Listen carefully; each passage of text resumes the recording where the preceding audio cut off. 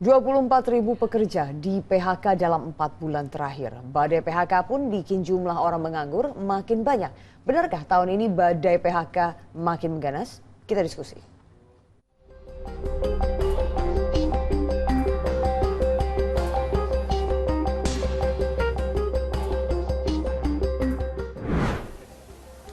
Badai PHK bikin jumlah orang menganggur makin banyak. 4 bulan terakhir jumlah yang terkena PHK 24.000 lebih pekerja. Tapi diduga angkanya lebih besar dari itu. Benarkah tahun ini badai PHK makin mengganas? Dan apa yang harus dilakukan pemerintah untuk menekan angka PHK?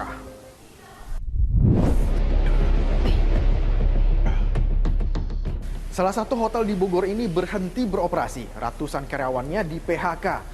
Turunnya okupansi dan tidak adanya gelaran acara di hotel-hotel karena efisiensi anggaran dari pemerintah membuat omset turun drastis. 4 bulan terakhir jumlah yang terkena PHK lebih dari 24.000 pekerja. Tapi diperkirakan jumlahnya lebih banyak dari itu karena diduga ada banyak perusahaan yang tidak melapor ke Dinas Ketenagakerjaan alias melakukan PHK secara diam-diam. Jadi menurut hemat saya lebih, tapi kalau menurut data BPS katanya itu angka pengangguran kita sekitar 80.000, naik persentasenya dari naik anunya dari 7,2 juta menjadi 7, berapa begitu. Itu rilis hasil survei Angkatan Kerja bulan Februari. Jadi catatan antara yang melapor ke Departemen Tenaga Kerja itu kan mereka melapor tuh yang PHK itu agar dapat BPJS. Yang tidak dilaporkan memang cukup banyak saya pikir. Apalagi nanti tambah banyak lagi nih kok outsourcing dihapuskan. Karena korban PHK makin banyak, angka pengangguran meroket. Setahun terakhir bertambah 83.000 orang.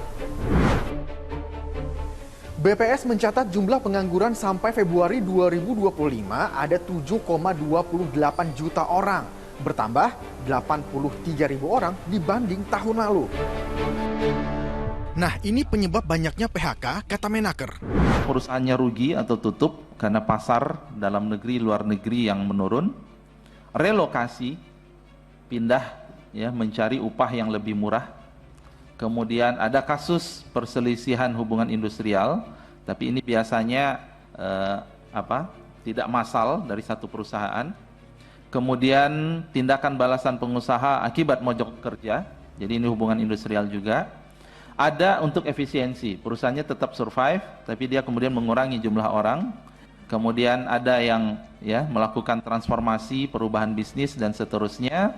Kemudian yang terakhir itu adalah pilot.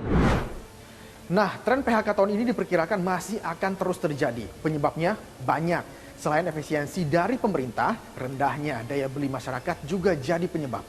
PHK masih akan terus berlanjut ya, terutama pasca Lebaran. Kenapa? Karena melihat dari rendahnya daya beli masyarakat, ini membuat banyak pelaku usaha sudah bersiap-siap melakukan efisiensi termasuk menurunkan kapasitas produksi, menurunkan jumlah karyawan, atau menggantikan karyawan tetap dengan karyawan outsourcing. Selain itu juga efek dari perang dagang sangat terasa di banyak sektor, terutama yang basisnya adalah padat karya. Selain adanya tekanan daya beli, industri melemah, ini ditambah dengan efisiensi anggaran dari pemerintah. Itu juga berdampak terhadap penurunan omset, okupansi, hotel, kemudian banyak sektor-sektor yang selama ini bergantung dari belanja pemerintah.